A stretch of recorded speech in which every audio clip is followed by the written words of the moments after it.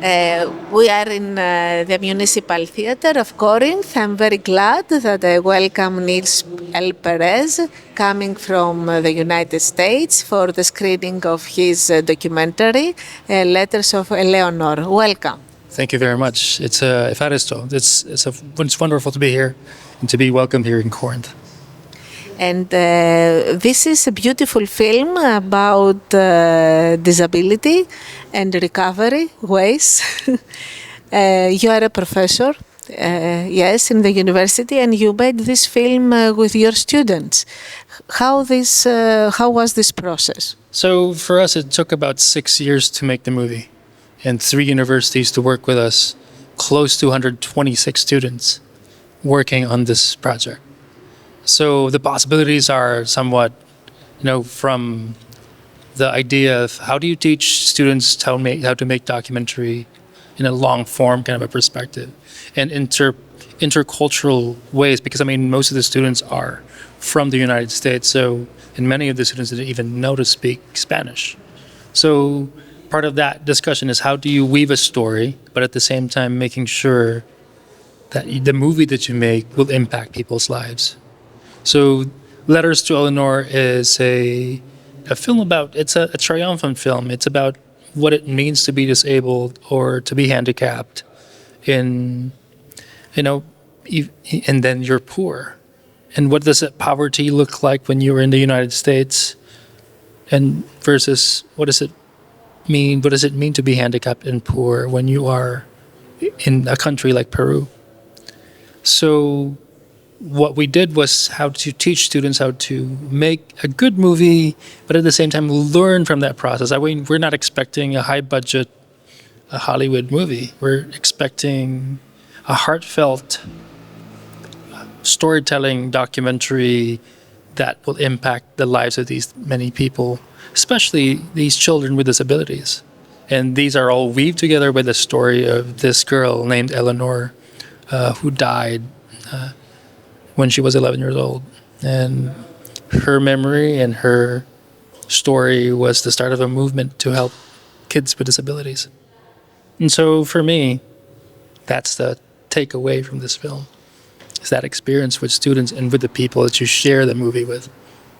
How many students traveled with you in Peru, and how long did you stay there for the shooting, and how long was the post-production? So the students, for specifically when we did pre-production, there were probably 12 students. And then for the filming, there were 6 students primarily to make it more intimate between scenes. And then we had close to 48 students who are translators, interpreters from a different university in Peru to help our production and to help the students. Somewhat connect with the people, with the parents, and working with the nonprofit called Young Kanawasi in Peru.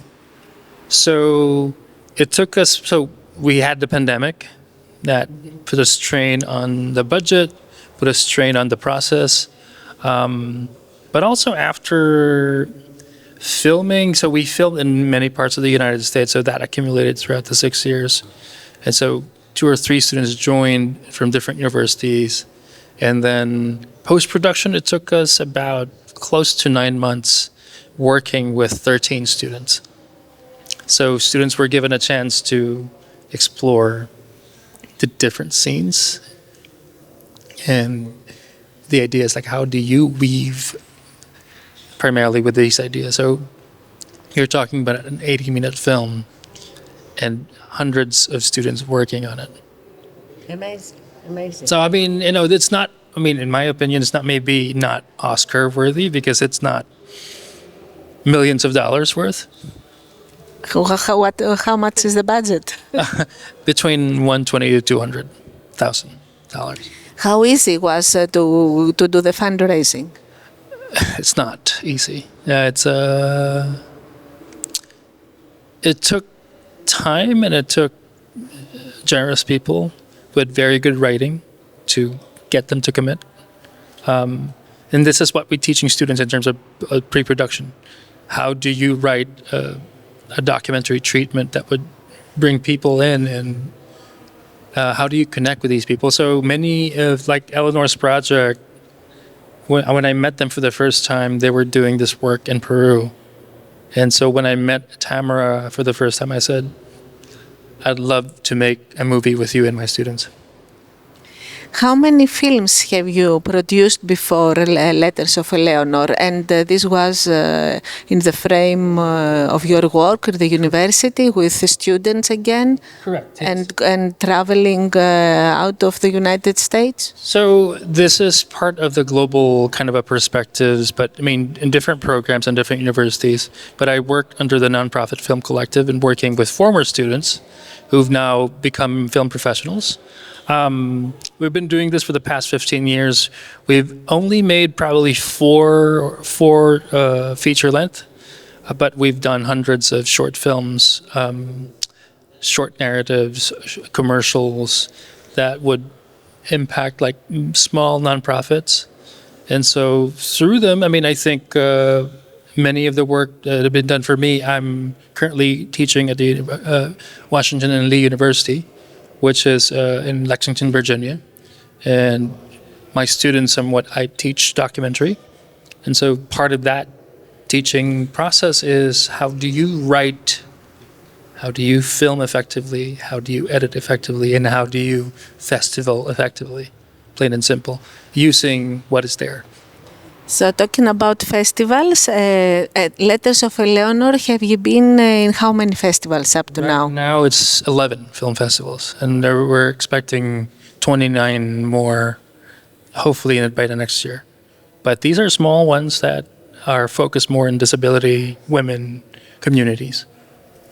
We have a special category in the festival we can do, and we're very glad that we host your film, your beautiful film here. What is your next project, Nils? There are two projects that we're putting together. So right now I have a project about a chef, a Muslim chef, an imam in the Middle America in a small town who ran for mayor. And right now there's a lot of political division happening in the U.S. because of the elections. But the main theme that we're focusing is how food, it becomes a unifier. How when you feed people, it becomes one voice. So that's one story. And then we have another film that hopefully it's about a professor, a black professor who was not accepted in the university because he was black. And so we're looking at the story of how... Was not accepted where? Because he was in this university. Okay. When he started. And so he came back and he was a janitor at one point at that university and basically worked his way up to the point that... So it's a story about a man who somewhat changed the way... Because of... Let's put it this way. I think if you understand the history of the United States, there's a lot of segregation, the issue of slavery at one point, and that's something that's really highlighted in the story of this man. So that's another film that we're right now in pre-production, raising grants, and we're getting there, and we're currently in post-production on the other one. So we're pretty excited, but also very tired. Tell me, do you plan also to shoot a film in Europe? I mean, I have lots of connections here, especially in the nonprofit kind of a route. There are plans, but at this point, right now, the idea is, when you're working with students from the U.S., you only rely on a certain amount of time that students can work to do the film and, at the same time study. So you have maximum probably in a summer or during a spring break. So it's tough to do that in that idea, but I mean, there are quite a few things. I mean, we've done this in Africa, we've done this in, other parts of the world, but certainly Europe is wonderful to be in, but man, it's expensive. I have an idea for you. Yeah. British International Film Festival runs since this year in 3 cities with different program. And in June, after the school finish. We run in Loutraki in 2 outdoor cinemas.